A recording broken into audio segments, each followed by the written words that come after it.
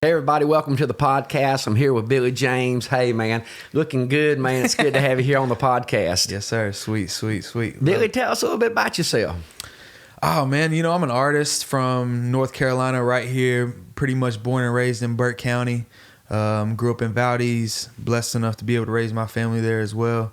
Yeah, man, we're just paving our way out here as an independent artist. You know it, man. Off exit 113. Man, that rings a bell all over the world when you say Valdez. That's right. That's exactly right. Paramount Ford right there. That's it, baby. It's right off the exit. Yes, sir. Oh, man. Well, man, Billy, I tell you what, I was at the event just recently with you, and I was just blown away. I enjoy to hear people put passion into lyrics and into stories, and, and you don't see that much, and it's good to have an alternative. People don't, they need some alternative out there.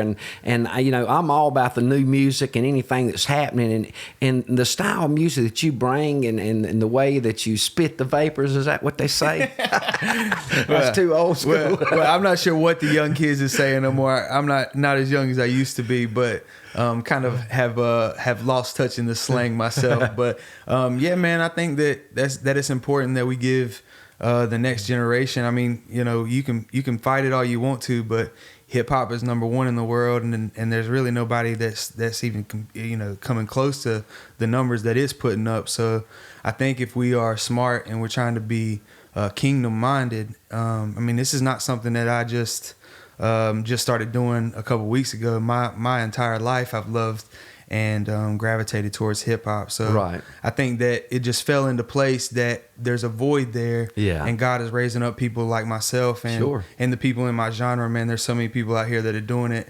I'm not paving any new waves. It's just the fact that, there's a calling and there's a need for our next generation to be able to love the stuff that they worship to. Oh man, exactly. So that's kind of the void that I want to fill, and I know that my comrades and the people that are doing my type of music and my genre, I think that that's the void that they want to fill. We want to do what God has impressed on our hearts, and right.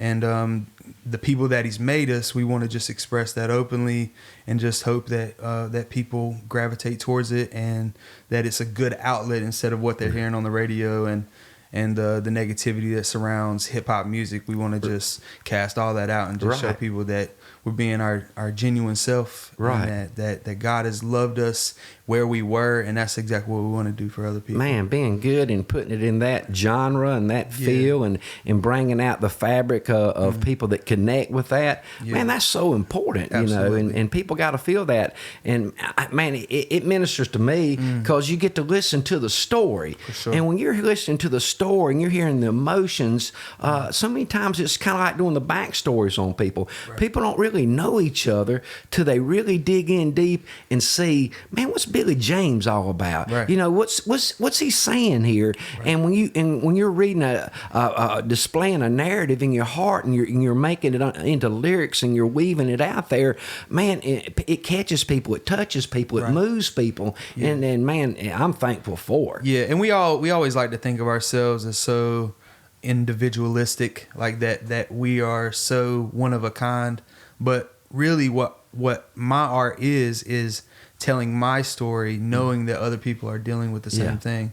And so, yes, it is for me, and it's a therapy and an outlet, but I enjoy the connectivity that it has with the people that listen to it. Yeah. So, if I go, we go an hour away or drive up to Spruce Pine or the places that we do shows, and to see those kids be able to sing the lyrics in a relatable way, it's something that's really powerful. All things are common to man. Yeah. And when you can express it, there's so many people out there that's going, man, I can relate to that. Yeah. And when you reach out, there's been so many people I've sowed seeds into that you'll never see again, Billy. Right. And those people that you're ministering to and they're hearing those words and they're hearing a positive thing, they're hearing an encouraging, uplifting word. Man, you don't know how the kids out in the audience. I can remember being that kid around the campfire and somebody playing the guitar. There was always a beautiful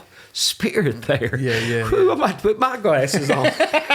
That's why we're wearing glasses, man, to cover all the emotion.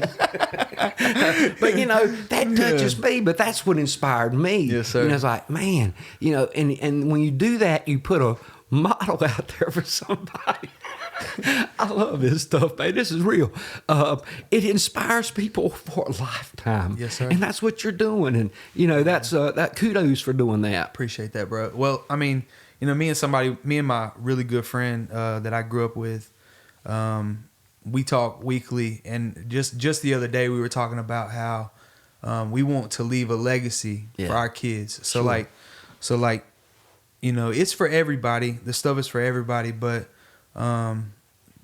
years go past, and maybe I pass on and I go to be with the Lord. Right. My kids can open these, open these files that are still out there in the world, and can see, you know, what their dad's heart was. Yeah. And so, and I want them to be able to worship through that, and I want them to be able to show their grandkids, and it just to have a ripple down effect. I mean, there's pastors out there every week that deliver a message from the heart that the Lord has put on them, that the Spirit is walking them through.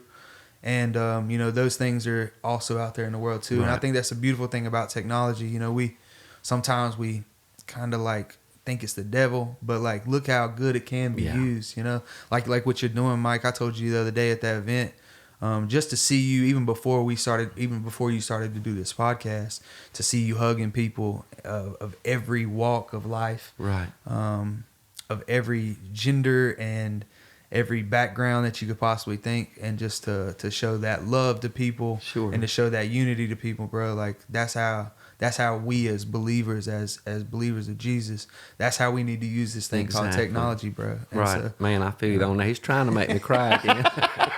He's trying to go for 2 for 1 here. Bro. I'm easy to be moved with emotion. I appreciate that. I feel it because it's true. That's the way we have to be. Yes, sir. We have to, every nation, every tongue, every tribe. We have to let, you know, be radically in the middle. Absolutely. You know, like Jamie Buchanan was saying, open my arms, you know, just like this, you know, right there in the middle. And George Logan, you know, some of the things he said, you know, we're changing everything. Everything's the next generation. It makes me proud. A lot of times we look and we see and we want to throw stones like, man, nobody's listening to God and all those kind of things. But I say, no, there's people out there. You know, Elijah ran and he said, I'm the only one. You know, he was, boo-hoo, I'm the only one that serves you. You know, he said, shut up. You know, I got people you don't even know about. Yes, sir. And I try to think about myself. You know, there's other people that God's got out there. Absolutely. They're doing things. And how can we, you know, build them up to reach people and touch people? Yeah, man. I mean, I've seen I've watched pretty much every episode that you've done so far, bro. And like, the people that you brought on specifically, like you said, Jamie and Pastor Logan and bro, like those are the people that we need to know from. Yeah. And we need to hear from. And I think our community is better when they're speaking. Exactly. And so, you know, whether they are in a pulpit on Sunday morning or, you know, they're behind the mic on a podcast, I think those people need to be heard. And, you know, because I got mad respect for those men too. And, right. Those are the kind of voices that need to be amplified, bro. And, that's an awesome thing that you're doing. I just tell you to continue to do that. Yeah, well, that's what we want to do, I think BJ. that's gonna break down walls. Yeah, man. that's exactly is breaking down those walls, and you're a part of that because you can get music. You know, it can really carry a long way in people's heart, and it makes an impression. You know, and then video. That's, you know, on top of that, the audio and the video. Right. You know, we want things to come alive where everybody sees this, and you know, we want to you know magnify all the good and all the people and all the fabric and each person doing their part, you know, bringing their game to the board. You know, that's what we want as a community. Yeah. And you know, like that's what we're called to do as a body. You know, the arm can't act like the leg. You know, like we all playing a different role. And I've heard many pastors preach on, you know, playing the role. You know, I've just taken that personally. You know, like there's a gentleman that he actually was working as an intern. Me and my pastor that at my church now, we have a great relationship. But this guy was there during the beginning of the COVID year, right? And he was this guy named David Mills, who he pastors interim all over the place, but he was always talking to me about the body, and his sermons were a lot of times about playing your role, and playing your position, and to know what that is, and the only way to really know what that is to be in your word and to be locked in prayer, we hash out this walk. And I think that, sometimes if we're not careful, we just start playing somebody else's position. Yeah. Or we worry too much about the position that they're playing and the role they're doing instead of just playing ours. And I think that it's important to just, to play our position, our role out here. The position I think is the most important, Billy, is the position of the servant. For sure. And that's where everybody misses it. Jesus even, he was, serving everybody. Right. God, even now, man, we just wear him out. I think about, what was that movie with Jim Carrey that Bruce Almighty, was that? Yeah. He's getting all the prayers, and he just starts answering them, that kind of thing. Like, whoa, this is a lot to take on. Yeah. And, we really tax our Father a lot of times for a lot of nonsense. But the sincerity of that, it's you got to have a covering. Yes, sir. I believe you got to have a covering. You got to have somebody that knows what you're doing. Sure. It's so easy to get out there and be independent and doing your own thing, and I'll do my own thing. But you really do need a covering. For sure. Somebody that says, and I try to always, encourage that. Yeah. But then at the same time, I've run into some coverings that was wet. they had holes in the ceiling. And you got to get rid of them covers. Yes, sir. But at the same time, God knows how to use all of us. For sure, man. For sure.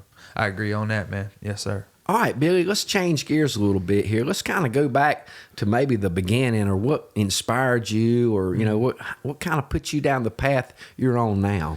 Yeah, man. So growing up with an older sister, I felt like my ear was always to some music, whether it be in the car with my mom or her playing stuff in her room. And I can remember being like really young and hearing like the Eagles, like my mom's. Now, what's your age difference? So, for me and my sister? Yeah, you and your sister. There's 6 years. There's 6 years. Yeah, 6 years Okay. difference. So she was, I was cool because I heard the things that she was playing, and I think that was just a really cool way to introduce me to music. And then my dad was a huge fan of like the Southern rock of the area. So I had a really cool multicultural experience as far as music. And she introduced me to hip hop early on. So I remember being 5, 6, 7 years old and really liking what was on the radio as far as like Tupac and Biggie and DMX and those things. So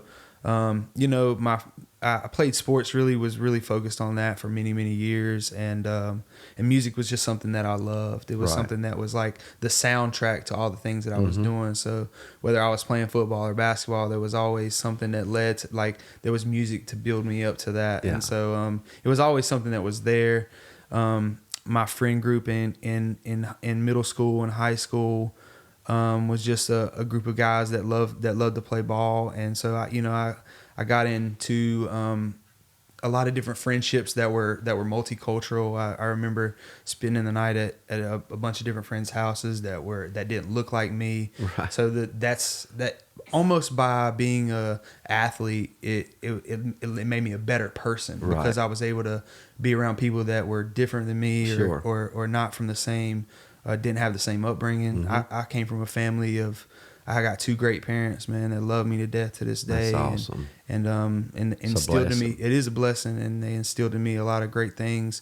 But the fact that they were able to let go a little bit and let me live life and to experience things and to be around a dynamic of people was really, really beneficial for me in the long run.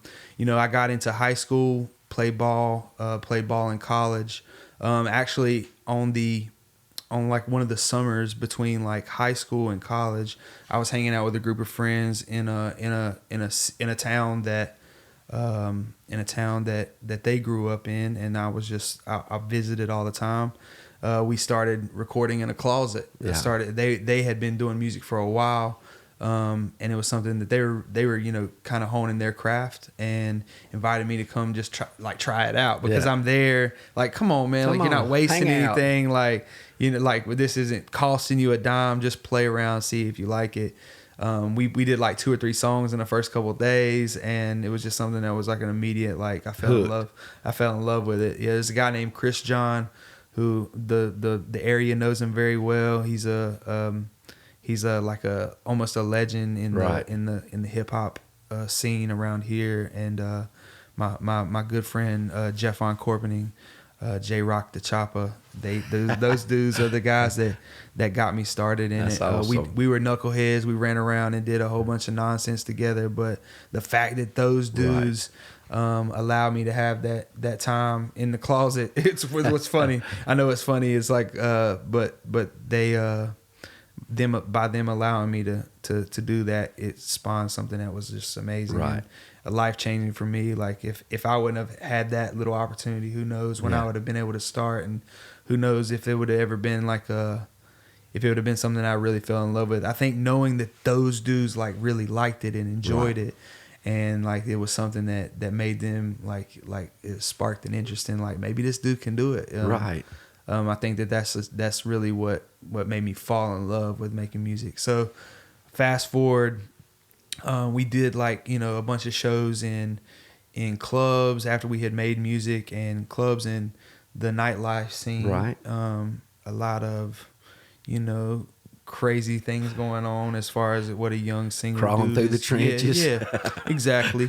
Booming along the way. Yeah, me and my wife started dating and started going to her grandparents' church. Awesome. And so I was very still 1 foot in the streets, 1 foot in the church. Yeah. And you know, we ended up getting married and got counseled by a gentleman named Dewey Thomas, who was our pastor at the time. Laid down some things that were kind of like, maybe I need to take this serious, you know, right. like, so we got married, got saved kind of all in the same time. That's awesome. We went to a youth, it was basically, the youth pastor at the church came up to us, was like, hey, I've been seeing you guys here.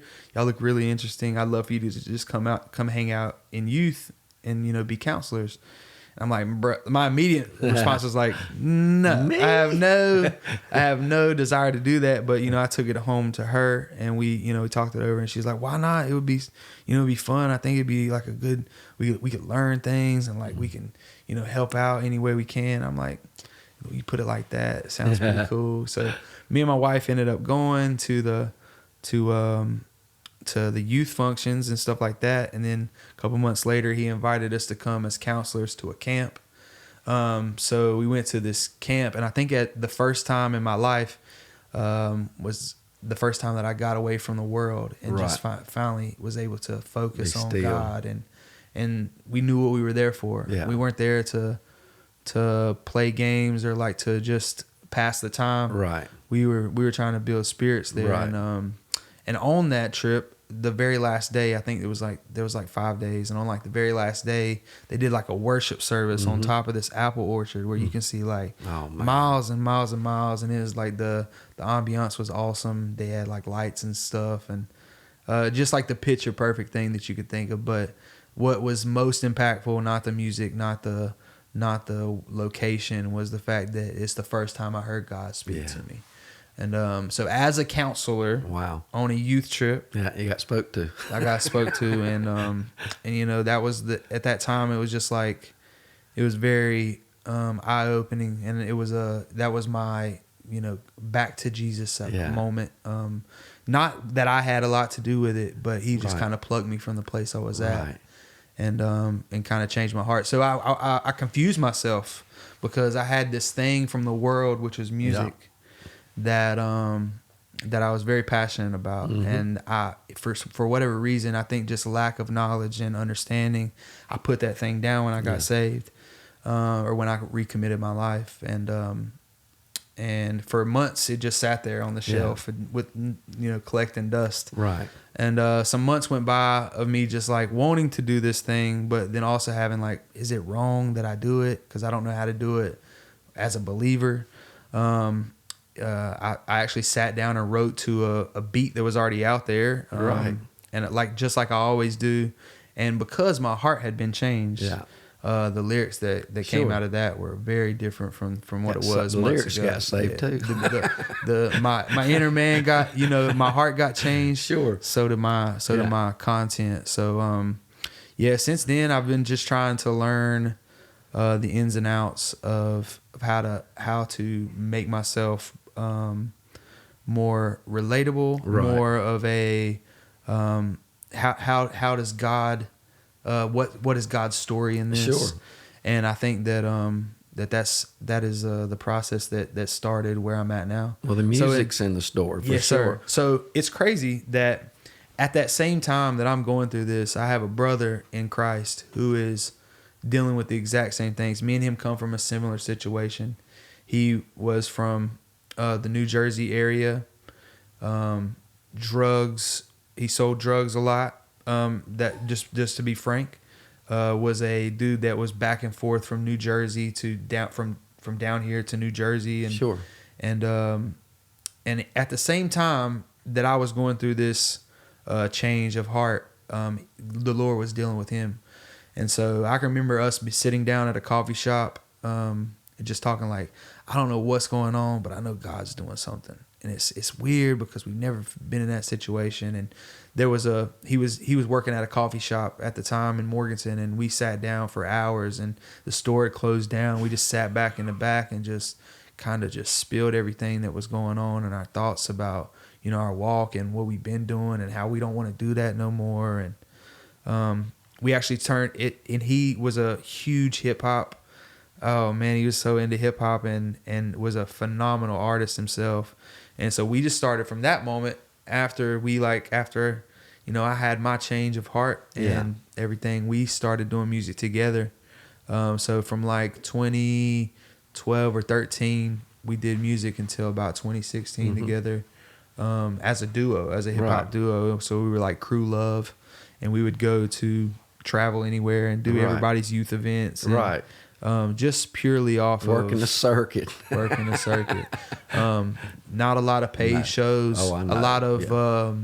A lot of just meeting people where they were. We showed up in hoods everywhere across the southeast. We were doing it, showing up, just showing up. Yeah, man, I've seen Billy just music change so much, even in church. You know, so that's it's amazing to me how it's gone from the Florida boys, 40, 50 years ago to a lot of times people don't even they don't even accept music, or if you're doing something outside of hymns or those kind of things, it's offensive. To some people. They don't know how to make that transition or the adaption or, whatever the case may be. But so how do you deal with those kind of things in music in the church? Right. I'm glad you asked that question, man, because you can imagine, because like there's a lot of controversy. Like when music started really changing, when people try to throw a drum set. Oh man, church. The drums, man. That's stuff from the jungle. And they drum up spirits, just, man. What are y'all doing over at that church? Yeah, it just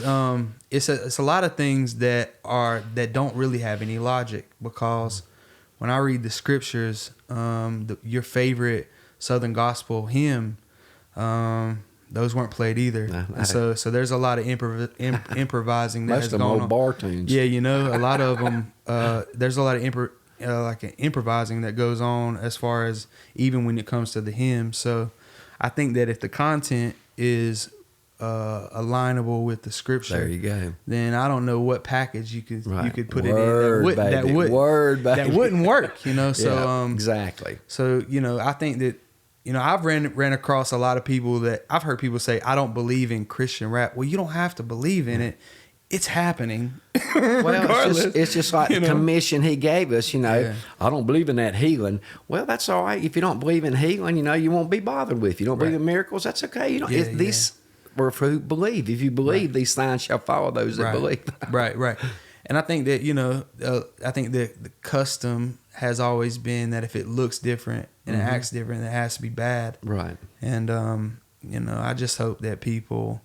First of all, the church folks, I hope that they'll understand that what I'm doing is mission. Right. It is a mission, and is something that God's laid specifically for people like me. Yeah, I'm with you, brother. So I worship at a semi-conservative Baptist church. Sure.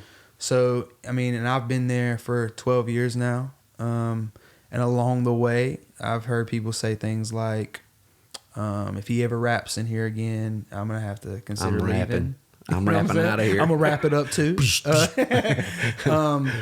And I think that just patience throughout the years and them understanding that I'm not going nowhere. Right. And you know my heart because I'm here I'm here every Sunday. Sure. I sing the songs that servant. I sing on Sunday mornings. I don't try to do what I can do. Sure. I don't stand up there and I'm not like I never am like, hey, will you please let me rap this Sunday? Right. Never. Because I realize what the audience is and I realize that, I mean, there's things that I can provide as a service to this service. Sure. That is relatable for it. That's something that you can digest better. Now I'm totally in a different season now. I'm coming at you full guns, man. You can rap all the time around me. We putting it out, man. A video, YouTube, all those kind of things. That you play to the room and those kind of things. And I'm playing from center court of town now, B. Yes, sir. Yes, sir. And I want everybody to be heard and their voice to be heard, and voices like yours need to be heard. Yes, sir. And not saying that I'm not saying anything in a bad way, but I'm at a point right now in missions with God. Don't let nobody ever stand in your mission for the Lord in your heart. Nobody. I believe that you got to give an account for that yourself, and we all do. That's every person, and I'm here to help be a dream weaver. That's the only way I know how to say it. Just make everybody's dream come true. That's what the Lord's about. That's absolutely He's right there going about doing good, seeing who all he can heal that's oppressed of the devil. Music, it lifts people's spirit. Laughter brings healing. That's all we're here about, is doing exactly what you're doing that. And I appreciate you doing that no matter where you're doing that. But when it comes to me, man, I'm put you out there, brother. Yes, sir. No, I appreciate that, man. I think that, I think that some people are hardline in what they believe. Oh, yeah, I know. And I don't feel like we should ever even just get rid of those people either. No. I think that there's a I don't want to say babying process, but there is like a I can bring you along, sir. I can bring you along slowly to where, like, okay, you love me, you trust me, you believe what I do out here, and you believe in that. Well, like, you don't have to love the music. It don't even have to be your cup of tea. Just understand that, like, you send money to missions all across the world as a Southern Baptist every year, and you never see those people use those funds, but that I'm the person I am. I'm right here, I'm baby. Be here next Sunday and Wednesday. Yeah. I'm mission so 101. that, and I'm not, and you can trust me. I think that even if it's not your cup of tea, there's a way for you to be involved, even not even if it's monetarily, bro. I love the praying grandmothers in my church that I know that regardless if they ever listen to a Billy James song, those people love me, care about me, and want me to do well. There's probably more of them that are fans than we know about. Absolutely. No, silent grandmamas, they love their rap. What? That's what's crazy is that I know people, a lot of people, especially in that generation, that will come up to me like, I've never liked rap or hip hop, but what you're doing out here I just love every bit of it. And I'm talking about women in their 80s that say that to me, and I truly believe them. Like, they may never have gave it a chance, and that they know somebody and can touch somebody that does that. And so it's I think hard sometimes to transition from things. I go into some of the restaurants here in town, and they're still playing, when they come up to at least a 70s soundtrack, I thank y'all for coming up to the 70s. They'll throw an 80s in there and like, man, I'm in heaven here, and that's still 40 years old. Right. So you have to transition people, and people that it's hard for them to make those changes, especially on music and stuff like that. But like you said, if they see your heart heart, and if they really see that you're mission minded and reaching people and touching people's lives and being a positive influence, they'll come around. Oh, absolutely. Their heart will. I think that's the biggest thing. The proof is in the pudding. Yeah. If this is something I'm out here throwing crazy money at and nobody ever gets touched, or I don't ever receive any messages, or I don't ever, nobody's ever changed by it, then it's all just for me, you know. And so I think that a lot of people see, especially in my church body, that I do spend a lot of money on this, and I do change. There are lives that have come to me like, "Yo, your music changed my situation." I've got a bunch of people come to mind, but I have one person in particular that told me that they were thinking about committing suicide until they sat down and listened to Stained Glass Thoughts, and even before that, bro, there's so many people that have been drug addicts or really depressed, that have reached out to me years later. This is back when we put out a mixtape. These were songs we didn't even own. We were just bumping these things out of our trunk, and people were coming like, "This is life-changing stuff." So, and I give all the glory to God, because had it been to me, I mean, my mom will tell you, man, my dad too, I was not even a good student. Yeah. You know what I'm saying? Like, the fact that I can write. God was doing something in the background. Yeah. The fact that I can even, the fact that I can write, remember, rehearse, perform, those things, those things are of God. Because definitely. On my own strength, bro, I've just been another one. Yeah. So. Yeah, you're not just another one, man. I'm excited. Thank you, bro. Appreciate that. Billy, in the perfect world, what would be the best experience you could have as far as music, stage? What's your idea of a perfect situation in a town? Okay. Well, I would say in Morganton, the Morganton area, I would say that I would like to see something that's like all inclusive. So like we're talking about different genres, different walks of life. We're talking about a wide variety of R&B and hip hop and soul and blues.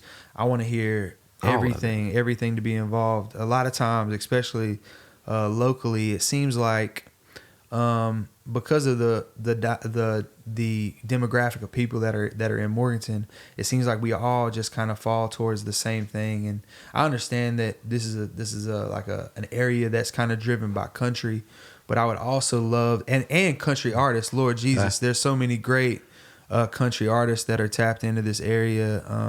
As far as like the people that are doing it around here on the country scene, I think they're killing it. But I just Brandon. feel like, That's all I'm gonna say.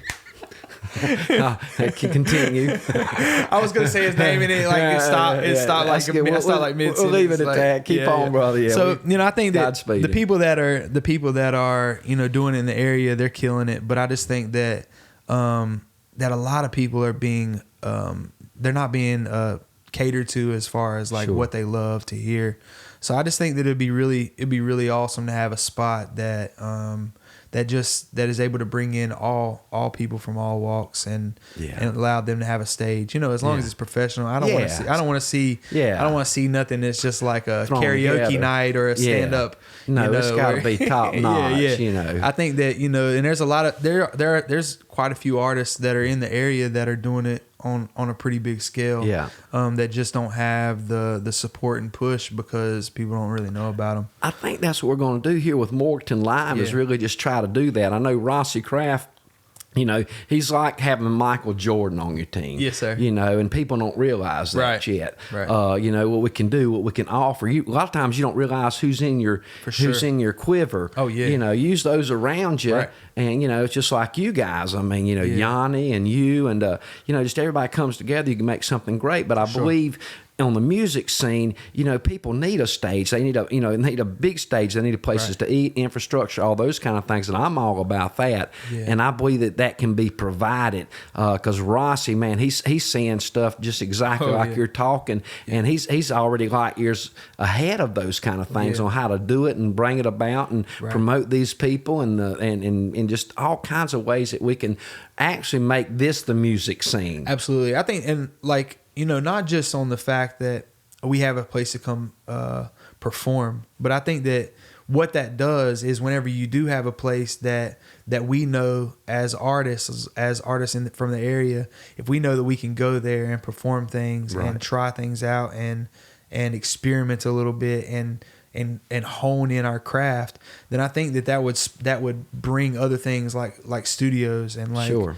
I think that would be a really cool thing to be able to have somewhere local that we can book out and have really good quality. Yeah. I mean, the guys that I work with are top notch, and like as far as like you were talking about with Yanni and Ricky Rod and those guys, like I mean DJ View, like these dudes are like industry level type guys. Exactly. And I think that if we just have a couple other spots to give like great quality, it's got to be good. Then more great things will come out of this area. So because I mean, like I've said for many years since I started doing this, bro, there are so many gems, just hidden gems that are locked up in some of these places. And I say locked up because they don't not that they don't have the ability to get out, they don't have the mindset or anybody to push them and show them like, hey, this is the direction you need to go. Exactly. I've been to a lot of churches, bro,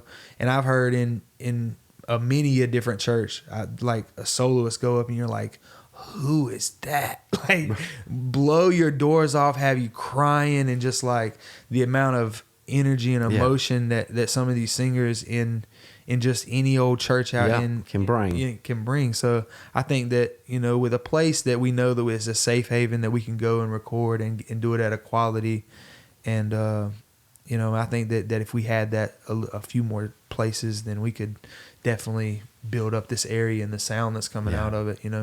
Man, that's exciting. I'm excited about being here with Billy James once again here at Morganton Live and the podcast. Thank you guys for joining. Man, we're going to be seeing Billy more. We're going to be building up the music scene here in Morganton and surrounding areas, and stay tuned for more things happening. Ew.